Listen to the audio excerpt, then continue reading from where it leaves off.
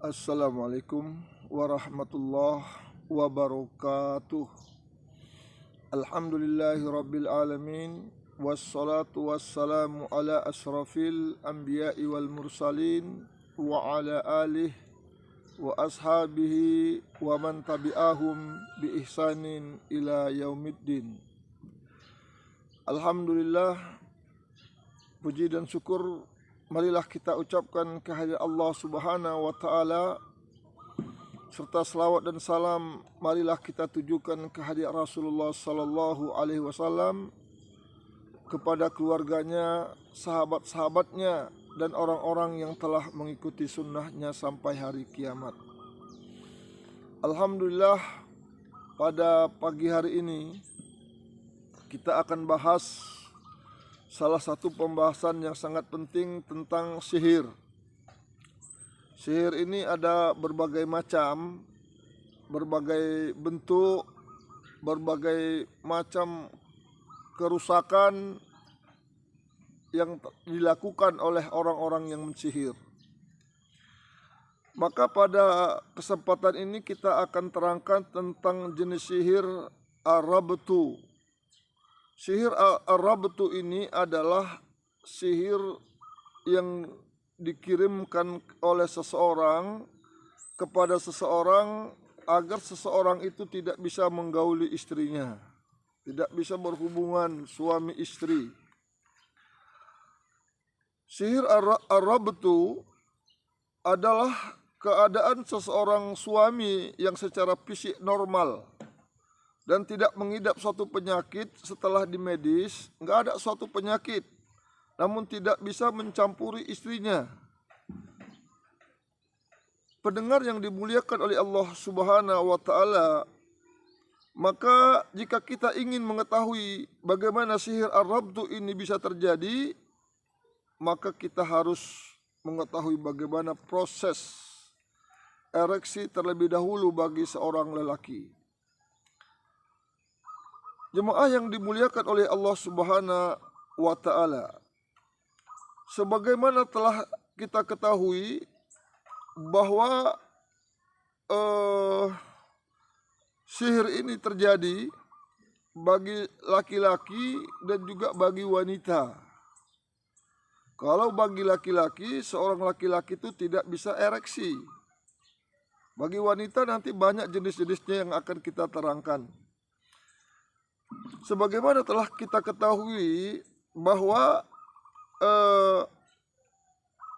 terjadinya proses ereksi ini apabila darah memancar pada alat yang dimiliki seorang lelaki, maka akan terjadi ereksi, dan jika darah kembali maka akan terjadi lemas. Proses terjadinya ereksi ini terjadi dalam 3 tahapan. Ada tahapan-tahapannya. Yang pertama, apabila terjadi rangsangan seksual pada seseorang laki-laki, maka kantong kemih atau testis akan mengeluarkan hormon yang mengalir ke dalam darah, sehingga hormon tersebut sampai ke kulit, kepala, dan memenuhi seluruh tubuh. Aliran ini mirip seperti arus listrik. Yang kedua, rangsangan seksual akan sampai ke pusat saraf yang khususnya menerima di otak. Yang ketiga, kemudian pusat rangsangan seksual akan mengirimkan sinyal-sinyal cepat ke saraf reproduksi yang berada di tulang punggung. Pada saat itu terbukalah katup yang sebelumnya tertutup, kemudian mengalirlah darah dengan deras menuju organ-organ reproduksi yang mengarah pada kelamin, dan terpancarlah darah tersebut hingga terjadi ereksi. Jemaah yang dimuliakan oleh Allah Subhanahu wa taala, setan yang ditugasi untuk menjalankan sihir akan menetap di otak seseorang yang disihir, persisnya di pusat rangsangan seksual, yang mengirim sinyal-sinyal ke organ-organ seksual, kemudian membiarkan organ-organ seksual itu bekerja secara alami. Apabila lelaki itu mendatangi istrinya dan ingin menggaulinya, maka setan tadi akan melumpuhkan pusat rangsangan seksual di otak, sehingga terhentilah sinyal-sinyal yang dikirim ke alat-alat yang mengalirkan darah ke penis untuk bisa ereksi. Pada saat itulah darah akan kembali dengan cepat dari penis sehingga penis menjadi lemas. Oleh sebab itu, ketika lelaki mulai mencumbu istrinya, penisnya masih bisa ereksi secara alami. Namun tatkala ia ingin menggaulinya, penisnya itu melemas sehingga ia tidak mampu melakukan hubungan seksual dengan istrinya. Seperti yang telah kita ketahui bersama, ereksi merupakan faktor utama suksesnya seorang dalam melakukan hubungan seksual. Jemaah yang dimuliakan oleh Allah Subhanahu wa taala, terkadang kita juga menemukan seorang laki-laki yang memiliki 2 istri, tetapi ia tidak bisa melakukan hubungan seksual terhadap salah satu istrinya. Hal ini disebabkan setan yang mengerjakan sihir itu akan melumpuhkan pusat rangsangan seksual jika ia mendekati salah satu dari istrinya. Jemaah yang dimuliakan oleh Allah Subhanahu wa taala, jika sihir ar-rabtu ini terjadi bagi wanita, maka ini terjadi beberapa bentuk. Yang pertama, ar-rabtu dalam bentuk penolakan. Maksudnya adalah seorang istri akan menghalangi suaminya akan menggaulinya. Dia akan menolak. Dia tidak suka suaminya itu untuk mendekatinya. Ini ar-rabtu dalam bentuk penolakan. Gak mau dia didekati suaminya. Yang kedua, ar-rabtu dalam bentuk mati rasa. Jin yang ditugasi untuk menjalankan sihir akan menetap di pusat saraf perasa pada otak seorang wanita. Ketika sang suami hendak menggaulinya, maka jin itu akan menghilangkan sensitivitas wanita, sehingga wanita tersebut tidak merasakan kenikmatan sedikit pun dan tidak merespon ajakan suaminya. Bahkan tubuhnya menjadi lemas di hadapan sang suami. Rangsangan apapun yang diberikan sang suami kepadanya, maka kelenjarnya tidak dapat mengeluarkan cairan yang menjadikan vagina menjadi lembab. Hal itu menyebabkan hubungan seksual pun tidak berjalan dengan baik. Yang ketiga, ar-rabtu dalam bentuk pendarahan.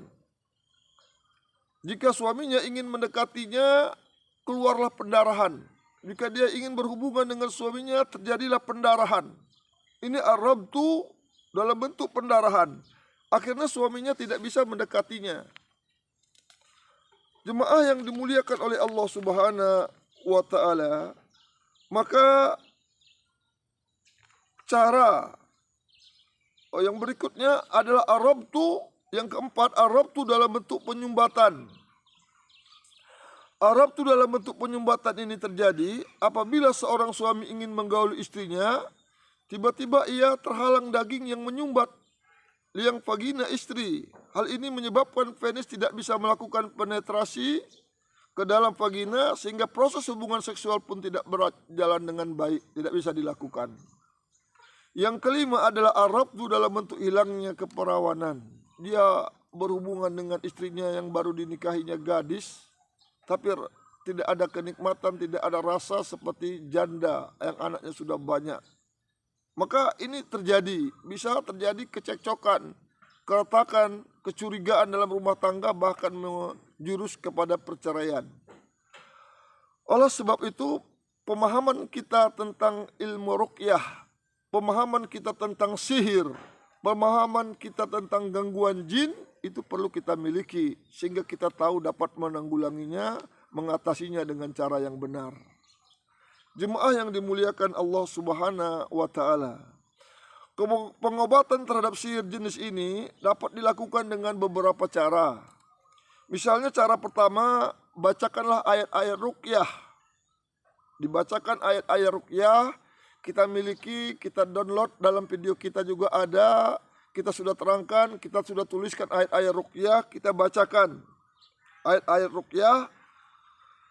Maka kalau dia kesurupan, dibacakan ayat-ayat ruqyah, tanyakan kepadanya di mana sihirnya itu diletakkan. Kalau dia tunjukkan, jumpa dapat ditemui buhul-buhulnya, dibakar. Semoga dengan demikian pengaruh sihirnya itu akan hilang. Cara kedua, bacakanlah ayat-ayat berikut ini di atas air. ambil segelas air, kemudian dibacakan ayat-ayat ruqyah ke dalam air tersebut, dekatkan ke mulut ini, kita bacakan. Misalnya dalam surah Yunus ayat 81 sampai 82, dan juga ayat Toha ayat 69, juga ayat Al-A'raf ayat 117 dengan sampai 122. Surat Toha ayat 69 tadi dibacakan ke dalam ayat tersebut, ditiupkan ke dalam air, maka disuruhlah pasiennya, orang yang akan kita ruqyah tadi, untuk meminum air tersebut. Atau kita lakukan sendiri, kita buat sendiri, kita ruqyah mandiri, kita bacakan air tersebut ke dalam diri kita minum. Cara ketiga adalah dengan mengambil 7 lembar daun bidara yang masih hijau, lalu tumbuklah hingga lembut. Letakkan daun bidara tersebut yang sudah ditumbuk dalam sebuah baskom yang berisi air. Dekatkan ke mulut Anda baskom tersebut. Bacakan ayat-ayat ruqyah ke dalam baskom. Baca ayat kursi, surah Al-Mu'awwizat, Qul Huwallahu Ahad, Qul Huwal Falaq, Qul A'udzu Birabbin Nas. Diembuskan ke dalam air tersebut. Maka mandilah dengan air tersebut. Mandi dengan air bidara tersebut. Ini banyak cara-cara yang dapat dilakukan untuk membersihkan sihir ar-rabtu ini.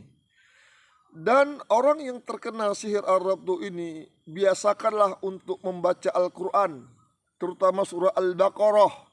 Sebelum membaca surah Al-Baqarah, dia bermohon kepada Allah, Ya Allah ya Rahman, Ya Allah yang maha perkasa, Ya Allah yang maha menyembuhkan.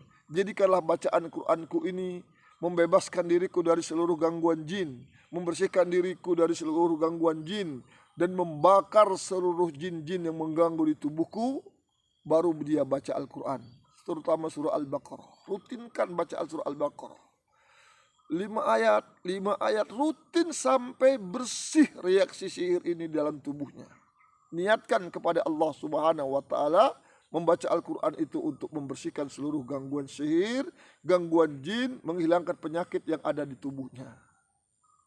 Banyak-banyak berdoa kepada Allah Subhanahu wa Ta'ala.